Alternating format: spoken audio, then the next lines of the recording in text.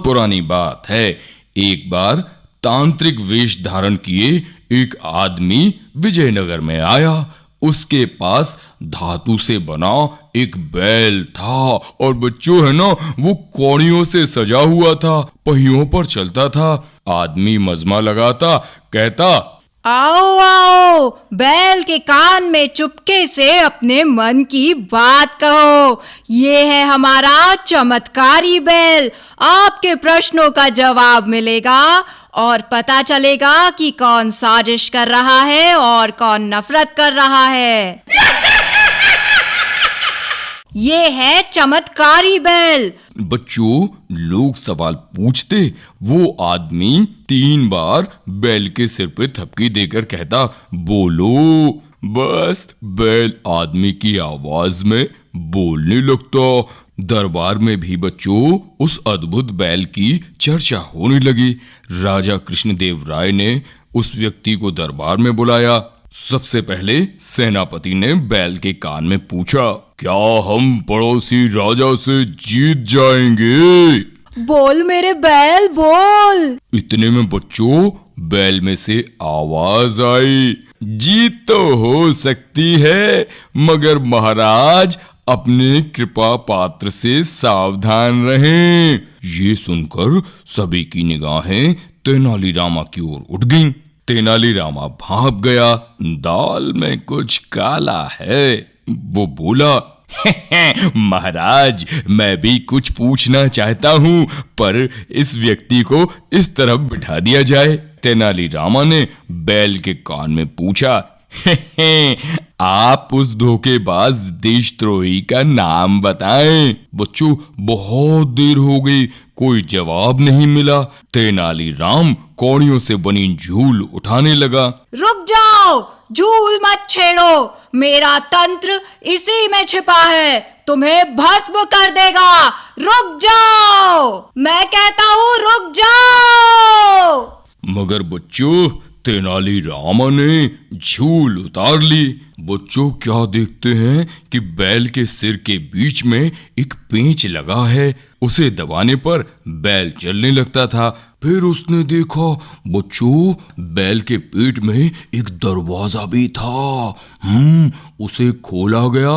उसके अंदर है ना बच्चों, एक आदमी बैठा था और समझ गए ना बच्चों, वही प्रश्नों की उत्तर भी दे रहा था।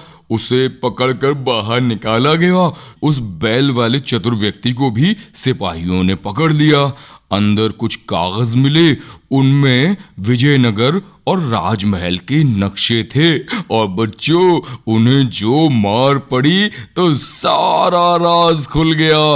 वे दोनों शत्रु राजा के जासूस थे।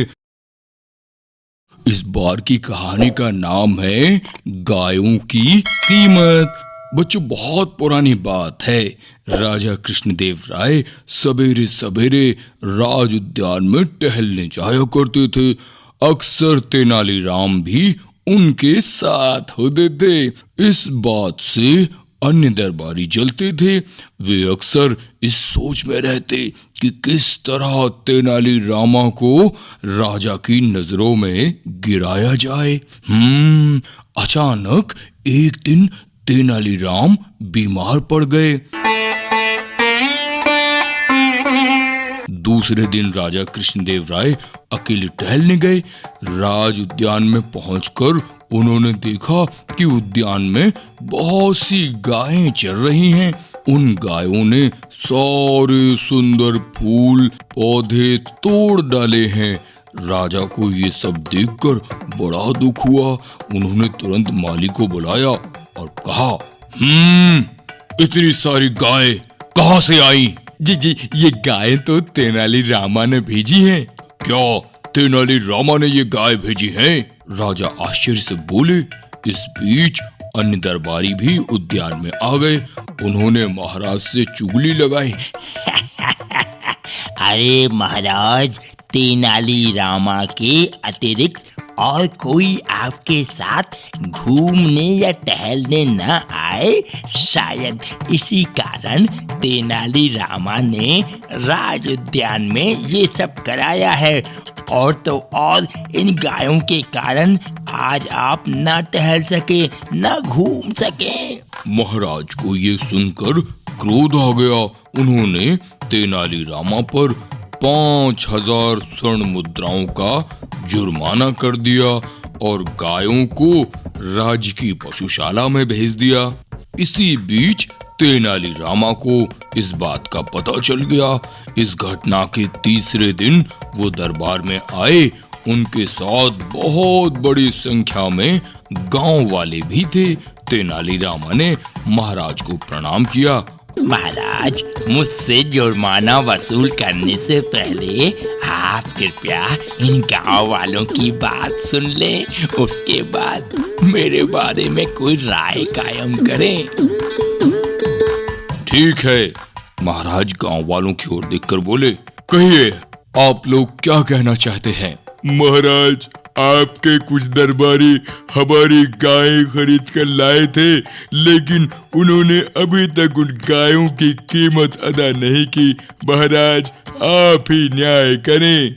राजा कृष्णदेव राय ने सारी बातों की जांच पड़ताल की तो पता चला कि तेनालीरामा को बदनाम करने के लिए उन्हीं दरबारियों ने ये सब षड्यंत्र रचा था। तेनालीरामा पर जो 5000 स्वर्ण मुद्राओं का दंड महाराज ने लगाया था वो उन दरबारियों को देना पड़ा। साथ ही साथ उन्हीं दरबारियों को गायों की कीमत भी देनी पड़ी। आखिर वो बेचारे तेनालीरामा की बुद्धि के आगे एक बार फिर मात खा गए।